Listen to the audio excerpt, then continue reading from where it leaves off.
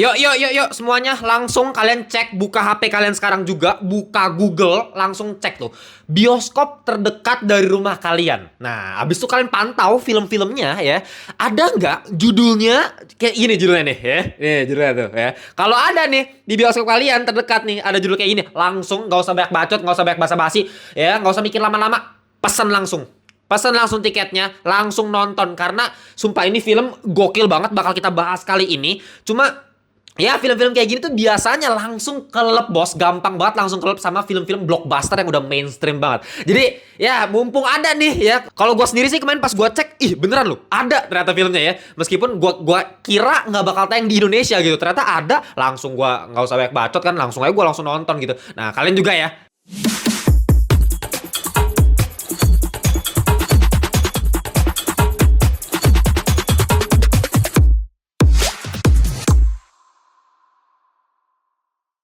Welcome back to Ngelantur Indonesia. Skui nonton, skip blow on. Jangan lupa kalian semua ya. Oke, gue pengen coba tes ya. Kali ini kita bikin video yang bukan uncut. Kalau uncut kan gue selalu pakai mikrofonnya kayak begini nih, ya kan? Cuma gue pengen tahu nih, apakah setiap video gue aja dibikin gue pegang mikrofon gini, meskipun negatifnya adalah gue nggak bisa se-ekspresif, maksudnya sebergerak kayak biasanya, leluasa begitu, karena gue saat harus megang mic gitu ya. Nah, tapi positifnya suara gue kayaknya gue denger-denger lebih bagus nih. Gak tau kalian suka atau enggak, makanya kalian langsung tulis di kolom komentar ya. Kalian lebih suka gue mikrofonnya begini atau yang dijepit begini ya. Gak usah banyak bacot, langsung aja kita bahas ya. Kita bakal review. Dan seperti biasa, review non spoiler. Apa bang? Anatomy of a Fall. Nice. Ini film gokil parah, baru aja gue nonton ya. Jujur ya, gue kira nggak bakal tayang karena memang sebenarnya ini film tuh harusnya udah tayang di tahun lalu ya kalau di luar negeri ya. Cuman baru masuk lagi-lagi kayak film Monster yang kemarin kita bahas tuh ya. Coba cek ya, film Monster tuh gue ada review juga. Sama tuh ya, film-film festival ini kan juga menang nih. Di Festival Cannes tuh dia menang nih, si Anatomy of a Fall ini gitu. Dan memang film-film festival kayak begituan tuh emang bukan target pasar masyarakat Indonesia ya.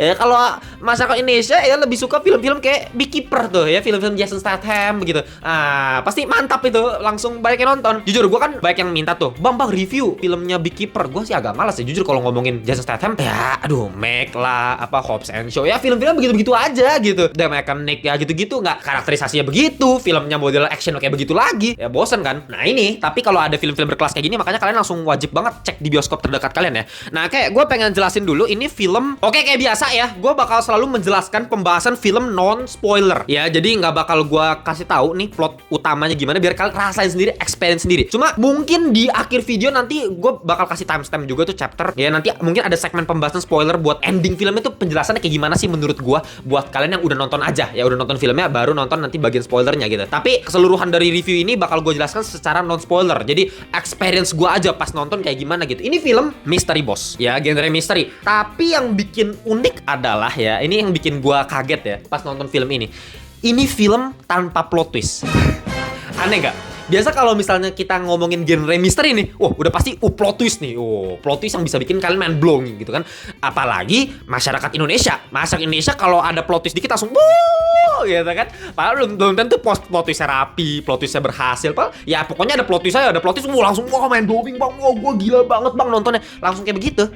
Ya itulah standarnya orang Indonesia. Tapi justru film ini kayak pengen mendobrak ya stigma masyarakat terhadap yang plot twist itu yang pasti bagus, terutama untuk genre misteri. Jadi gini, film ini tuh bisa menurut gue gila banget, bahkan masuk ke nominasi Oscar 4 bos ya, setahu gue ya, seingat gue ya. Kalau misalnya gue ada kelupaan sorry ya, cuman yang seingat gue tuh Oscar yang dia masuknya di Best Director, si Justin Triet ini ya menangin Best Director. Abis itu ada Best Picture juga masuk, ada Best Original Screenplay juga ya, dan terutama Best Actress ya. Ini karakter utama si Sandra Hüller ini masuk ke nominasi Oscar kategori Best Actress. Nanti kita bakal bahas satu persatu. Cuma dari nominasi Oscar yang udah masuk begitu banyak gitu aja, kalian harusnya udah bisa paham gitu seberapa berkualitasnya ini film. Padahal lagi-lagi tanpa plot twist. Nah, apa bagusnya bang film misteri tanpa plot twist? Nah, itu bagusnya.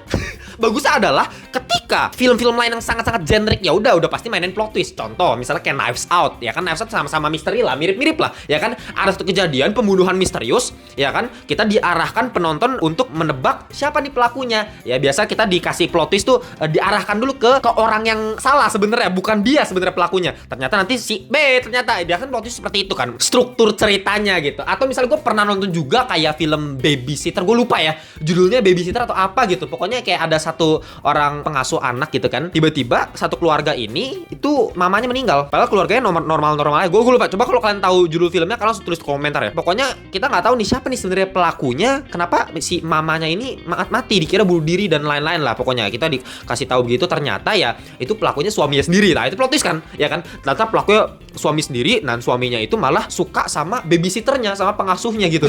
Nah itu bikin kita kayak wah gitu kan. Tapi itu udah generic sekali, udah banyak banget film model kayak gitu. Nah film Anatomy of a Fall ini menurut gue menawarkan sesuatu yang berbeda. Jadi bukan plot twist yang ditawarkan, tapi substansinya dari cerita ini yang ditawarkan. Yaitu apa? Truth. Ya, ini film mau membicarakan sebuah kebenaran, ya. Kebenaran dilihat dari perspektif apa sih gitu, tanpa plot twist. Jadi kita cuma benar-benar disuguhkan ya truthnya aja nih. Ini pengen dikulik seberapa dalam sih, seberapa digali sih gitu ya. Oke, ini film tidak ada musiknya sama sekali, bos. Ya, ada musik, cuman maksudnya musik yang memang diputar ya. Nanti kalau kalian lihat di awal-awal film kan muter-muter musik yang keras banget gitu ya, nanti ada. Cuma maksudnya kayak musik sebagai soundtrack, sebagai theme song, scoring itu nggak ada di film ini. Jadi pure dialog. Nah, emang kenapa bang kalau misalnya nggak ada musiknya? Ya lu bayangkan aja, kan gue udah pernah bilang kalau film itu terdiri dari 3 elemen yang saling berkaitan satu sama lain, membentuk sebuah film yang sangat-sangat kompleks dan berkualitas gitu kan. Ya, plot, musik, sama visual. Nah, lu bayangkan salah satu ini ya, lu bayang persentasenya tuh diambil gitu.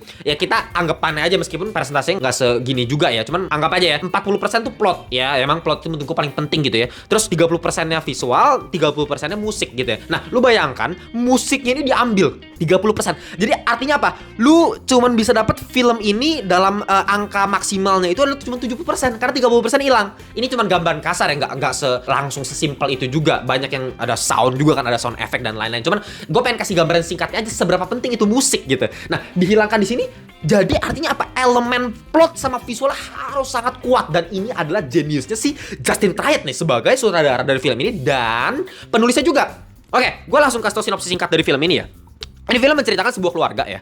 Sebuah keluarga yang terdiri dari seorang ayah namanya Samuel ya, dan seorang ibu namanya Sandra, dan anak yang namanya Daniel. Dan Daniel ini, anaknya ini ceritakan memang penglihatan itu kayak ya setengah buta lah ya, buta tapi kayak masih bisa lihat dikit tapi udah hampir buta lah istilahnya gitu. Nah, makanya dia selalu bawa-bawa anjing gitu ya, si Snoop itu ya, kalian bisa lihat di trailernya nih. Nah, cuma suatu ketika si Daniel ini lagi bawa-bawa Snoop jalan-jalan, pokoknya dia melihat bapaknya ini mati, Pak. Bener-bener kayak anggapannya kayak jatuh dari atas lantai rumah gitu kan, dari atas udah jatuh, udah tergeletak begitu udah. Nah, ini posisinya tuh udah kayak begini, udah berdarah begitu, di kepala udah ada kayak bekas luka begitu. Nah, pertanyaannya adalah siapa yang melakukan hal pembunuhan ini gitu. Itu filmnya cuma mengenai itu doang, simple banget kan ya. Premis ceritanya sangat-sangat simple sekali, dan memang diceritakan kalau si Sandra ini di awal rumah itu, ini nggak spoiler ya, harusnya kalian, ini sinopsisnya juga ada gitu. Si Sandra itu pokoknya lagi diwawancara lah sama mahasiswa gitu di rumahnya gitu kan. Tapi dia kayak diganggu gitu sama suaminya, muter musik kenceng-kenceng gitu ya. Habis itu makanya si mahasiswanya itu pergi, dia naik ke atas, pokoknya tiba-tiba udah kejadian pembunuhan ini. Makanya tersangka utama yang dijadikan di film ini adalah ya si Sandra, istrinya, karena si istrinya yang naik ke atas. Abis itu kita nggak ada siapa-siapa lagi kan di atas rumah gitu kan. Nah, sepanjang film nanti lu bakal dikasih semacam kayak persidangan, yang memang film ini presentasinya itu kebanyakan memang di persidangan, dan itu wah adu argumen gitu dari perspektif ini. Dan lu kalau nonton film ini ya berasa kayak nonton, kalau kalian pernah nonton itu film 12 Angry Men, percis sama, karena 12 Angry Men lebih parah lagi sih. Dia cuma bener-bener 12 orang di satu ruangan, udah nggak bahas aja nih ini kejadian aslinya gimana sih, apakah ini anak pembunuhnya, gitu-gitu doang, cuma sekitar kayak gitu doang, dialog doang. Nah, di sini konsepnya seperti itu. Jadi memang yang di highlight itu adalah persidangannya. Jadi kita bakal melihat secara terperinci dari nanti dites pakai boneka jatuh dari atas kayak gimana, pakai pendekatan fisika, terus pakai cipratan darahnya nih berapa sentimeter ya. Gila, dihitung bener-bener forensiknya ada. Jadi kayak kita dibuat berpikir gitu sebagai penonton, sebenarnya siapa sih gitu ya dalang dari terbunuhnya si Samuel ini. Oke, gue langsung pengen masuk ke hal yang paling gue kagumi dari film yang satu ini, yaitu siapa siapa? Ya, kenapa siapa? Karena gue mau bahas acting. Ya, itu si Sandra Hüller.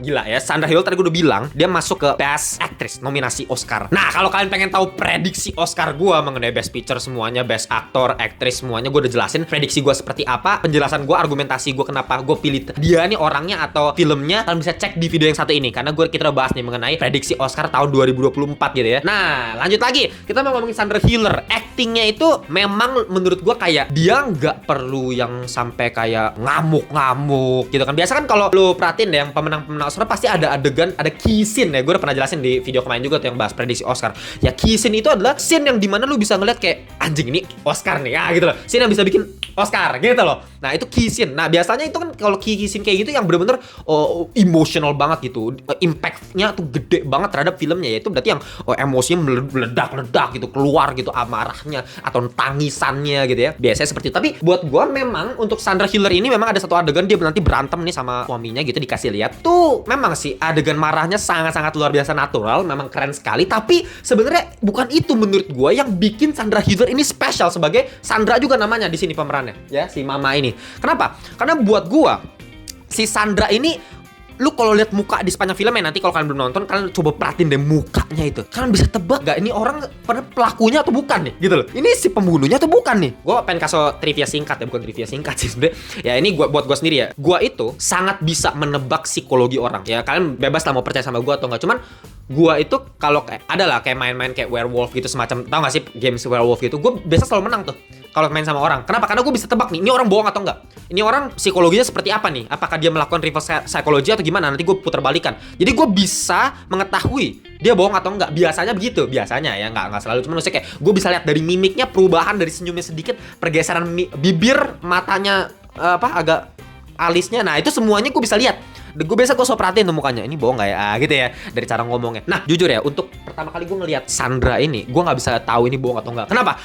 Karena lu sepanjang film lu kayak ada kalanya nanti lu bisa lihat dia kayak, ini kayak beneran deh, beneran dia yang kayak terzolimi gitu. Bukan dia nih pelakunya, bukan dia yang bunuh suaminya gitu. Tapi di satu titik kok kayak ada keraguan nih, ada titik rancu nih.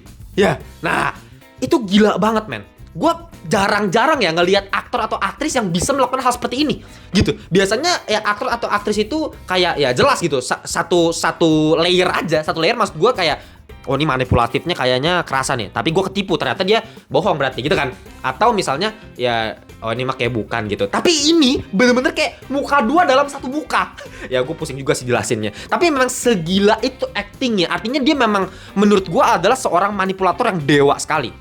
Contoh ya, nanti kalian perhatiin di salah satu scene ya, di trailer juga ada kalau nggak salah, ketika ya suaminya ini mati kan. Habisnya si anaknya si Daniel kayak mama, terus dikasih lihat shot dari atas gitu kan, angle bawah gitu ke atas, terus si Andrea dari atas tuh kayak, nah itu biasa aja mukanya. Gue dari lihat pas pertama kali gue lihat tuh scene itu ya, kayak gue langsung kayak anjing ini orang pelakunya nih, kena plot twist nih pasti nih, antara plot twist gitu.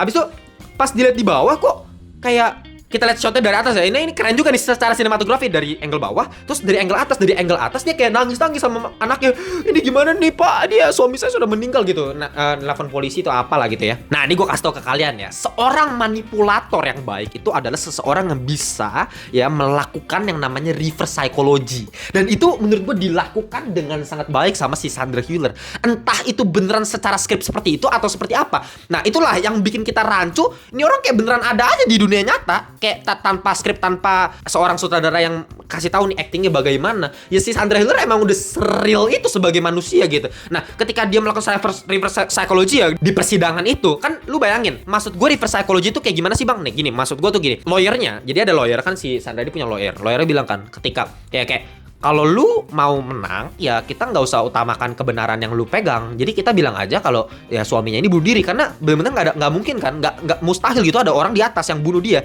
Jadi artinya apa ya, kemungkinan dia bunuh diri nih gitu loh. Ya kan? Itu satu sisi dari lawyer. Tapi si Sandra ini kalau misalnya memang dia seorang yang menurut gua cupu dalam hal tingkat manipulatornya gitu ya, dia pasti bilang kayak oke, ya kayaknya dia bunuh diri karena bahkan ketika ditanya gitu ya, dia pernah depresi atau gimana nggak sih?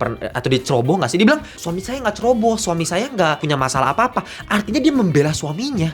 Kalau dia misalnya manipulator yang cupu, ya dia harusnya bukan membela suaminya, dia membela dia sendiri. Tapi dia sekarang dia bilang membela suaminya, artinya apa? Dia reverse psychology. Ngerti nggak? Tangkap nggak apa yang gue maksudkan? That's genius man. Ini gila banget actingnya tuh bener-bener membingungkan itu, seambigu itu. Makanya gue bilang kemarin di prediksi Oscar, ini orang kayak sangat kandidat yang sangat kuat untuk memenangkan Best Actress. Padahal ini film ya dari Prancis kan, bukan Hollywood gitu. Saingannya banyak lagi, ada Lily Gladstone, ada Emma Stone, wah yang dewa-dewa semua gitu. Ya, bahkan si Margot Robbie aja nggak masuk. Jadi ini gila sih. Gue cukup impress nih sama actingnya dia. Nah, selain actingnya si Sandra Hüller, memang Daniel juga di sini sebagai anaknya yang buta gitu.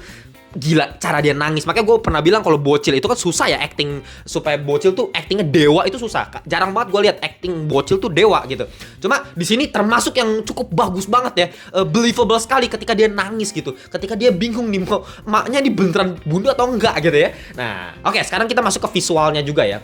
Nah, untuk visual ini gue yang paling menarik di hati gue pertama kali gue nonton itu opening creditnya. Nanti kalian coba perhatiin deh. Opening creditnya itu unik sekali karena lu cuma diperlihatkan kredit siapa yang sutradarain, siapa yang ini. Biasa kan itu lewat scene. Contoh yang paling mantep ya, yang paling terikonik menurut gue, salah satu kredit yang paling gue suka banget itu adalah kreditnya Watchmen. Coba kalian coba tonton deh ya. Lihat deh ya, dengan slow motion ala-alanya Zack Snyder, dengan lagunya ya funky sekali ya, karakter-karakter dengan kostum-kostum yang unik itu menarik sekali. Tapi di sini bener-bener kayak lu cuma dikasih foto-foto masa kecil dari keluarga ini gitu ya, dengan teks satu font gitu ya, satu kata gitu namanya gitu. Ya Sandra Hüller, siapa gitu.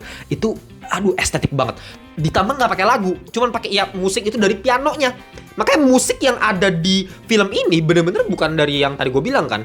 Ini cuman pure dari adegan di filmnya. Jadi kayak si Daniel lagi latihan piano kan, ting tong ting tong ting tong ting tong, ada salahnya. Karena bener-bener pas ada salah ya dimasukin aja pianonya, bener-bener raw aja gitu, mentahan aja, musiknya langsung dimasukin. Pas kita dikasih lihat kredit itu foto-foto jadul yang cukup agak nyeremin juga sih ketika kita nontonnya. Dan yang paling gua unik banget lah ngelihatnya gitu, yaitu penggunaan kameranya. Karena penggunaan kamera di sini pendekatannya tuh kalau gua rasa ya lebih ke arah dokumenter.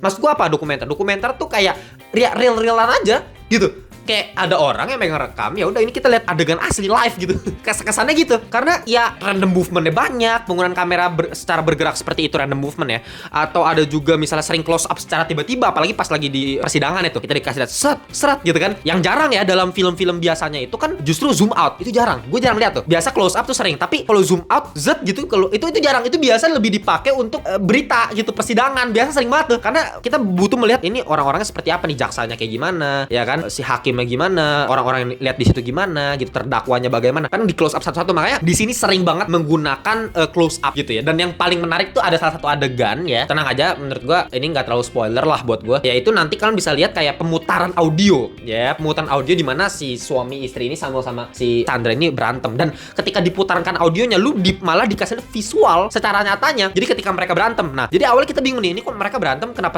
tiba-tiba jam ke flashback gitu ya. Ternyata ini cuman rekaan, jadi putaran audio diputar di persidangan gitu loh, sampai orang lagi nonton. Jadi orang cuma nonton secara suara audionya doang dengan ada teks-teksnya gitu, dialog-dialognya kan biasa persidangan gitu kan. Tapi kita sebagai penonton kita lihat ada adegannya, marah-marahnya keren. Itu keren sih, bener-bener bisa bikin sangat-sangat intens gitu. Makanya gue bilang ini tanpa musik scoring macam-macam dong dramatis, tapi lu secara visual karena memang penceritaannya jenius, penyutradaraan jenius dari si Justin Triet ya, men gila, lu wajib banget nonton film yang satu ini. Oke, sebenarnya itu aja ya untuk yang bagusnya dari gua. Untuk masalah apa sih yang lu nggak suka dari film ini, Bang? Sebenarnya nggak ada sesuatu hal yang fundamental yang benar-benar fatal banget, fatality of the dead gitu untuk membuat film ini kayak aduh jadi agak kurang di situ. Nggak ada. Durasinya panjang sekali, memang panjang, benar-benar pure full dialog, tapi lu tetap ikut penasaran kok nonton film ini gitu ya. Makanya gue bilang ya kalau udah masuk ke 4 nominasi Oscar, menurut gue udah susah tuh nemuin kelemahannya tuh apa yang berarti banget gitu. Oke, mungkin kita masuk ke bagian spoilernya aja ya. Ini bener-bener yang kalau kalian nggak mau spoiler, kalian skip langsung video ini, langsung ke yang terakhir aja ya, yang ke penutupan aja. Cuma gue pengen kasih tahu untuk spoiler ya. Jadi warning dulu nih, spoiler alert nih ya. Oke, untuk spoiler ya, jadi kalau buat kalian yang udah nonton di filmnya, artinya gue estimasi, artinya kalau kalian mau nonton bagian spoiler berarti kalian udah nonton filmnya. Oke, jadi si Sandra ini kalau menurut gue pelakunya adalah dia. Meskipun terakhir kalian tahu sendiri, si Sandra ini dibebaskan karena si Daniel ini anaknya justru memilih untuk ya bilang ya kayaknya ayahnya bunuh diri dengan ceritanya dia lalala, nanti ya kalian tahu sendiri lah ceritanya kayak gimana gitu. Cuma ya akhirnya dia selamat. Padahal kalau misal kita lihat sepanjang cerita ya bahkan dari awalnya aja ketika kita lihat suaminya tiba-tiba mati, lu bakal lihat kan pendekatannya perspektif dari berbagai macam, dan kalian harusnya secara rasional bisa memilih siapa sebenarnya suspek paling mendekati gitu, yang mendekati kebenarannya. Ya menurut gue sih ya si Sandra gitu loh, karena dia satu-satunya orang yang ada di atas rumah gitu kan, di loteng situ kan. Ya siapa lagi kalau bukan dia gitu loh, dengan track record dia yang pernah berantem sama suaminya, siapa lagi ya. Terakhir abis itu dia kesel juga mungkin karena suaminya muter musik kenceng-kenceng pas dia diwawancara. Menurut gue sih dia. Cuma balik lagi nih, ini substansi yang ditekankan sama film ini kerennya apa, tanpa alih-alih pakai plot twist macam-macam. Oh ternyata ini, oh ternyata lawyernya. Gue sempat mikir kan, wah kalau plot twist nih, oh ini lawyernya itu siapa aja, atau jangan Danielnya kan. Gue ya dengan pikiran liar kita udah sering nonton film plot twist macam-macam ya, kita pasti mikir yang aneh-aneh kan. Wah si Daniel lah siapa. Ternyata bukan dia, ternyata ya kayaknya dia bunuh diri aja, kayak tanpa plot twist yang mengagetkan aja. Cuma itu substansinya. Jadi si Daniel ini lebih memilih kebenaran ya yang dia percayai. Jadi kebenaran sometimes itu nggak perlu yang absolut, karena kebenaran tuh nggak ada yang absolut. Kebenaran itu adalah kadang-kadang ya memang yang kita percaya aja, gitu loh. Itu makna yang sangat-sangat dalam, dan gue baru temukan di film ini. Ya, nggak pernah ada film lain yang gue melihat perspektif kebenaran dari sisi seperti ini. Jarang banget yang gue temuin seperti itu. Jadi menarik sekali ya. Kalau kalian masih bingung, itulah yang gue tangkap. Jadi kalau kalian punya teori lain sebenarnya bisa aja sih tulis komentar. Balik lagi, ini film menurut gue lebih ke arah open ending sedikit ya, lebih ke arah open ending. Jadi ya interpretasi ini ya seperti yang Leonard Bernstein ngomong gitu kan, seni itu adalah menarik sebuah pertanyaan, bukannya memberi sebuah jawaban. Menarik pertanyaan. Pertanyaannya apa? Jadi sebenarnya siapa? Nah itu seni. Makanya ini secara seni luar biasa sekali ya film Anatomy of a Fall ini. Jadi gitu aja ya. Jadi kesimpulannya ini film gokil banget. Untuk final score gua bakal kasih 9,2/10 alias top Marco top. Nggak mau debat lagi. Ini film udah kategori Oscar worthy lah ya. Gua nggak tahu untuk best picture tetap menurut gue si Oppenheimer. Ya, kalian coba ya balik lagi nih tonton video gua mengenai prediksi Oscar, oke? Jadi film ini secara makna memang deep sekali, dalam sekali, dibedah secara substansial, secara kompleks gitu. Bener-bener premis sedangkal. Premisnya tuh simple. Airnya kayak cetak gitu. Dari ketika kita lihat premis ceritanya, lu kayak cuma lihat genangan air di jalanan. Tapi ketika kita masukin tangan kita ke genangan air tersebut, ternyata ada sebuah saluran air ke bawah, ada got.